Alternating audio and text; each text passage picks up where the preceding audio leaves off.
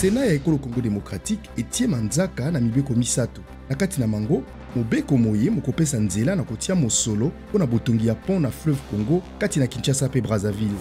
Na Kasai Oriental, mwasi moko akufi pe bandako etumbami sima mobulu kati na bayibe na Kabuya na bayibe na Nshimba mpona kowela mabele.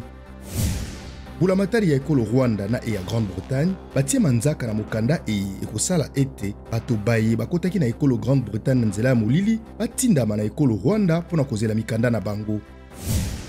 Na Afrique du Sud bato koleka nkama misato na tuku libwa na mitano pe bandako bapon na banzela biike bimemami nsima mvula makasi kobeta na province ya KwaZulu-Natal.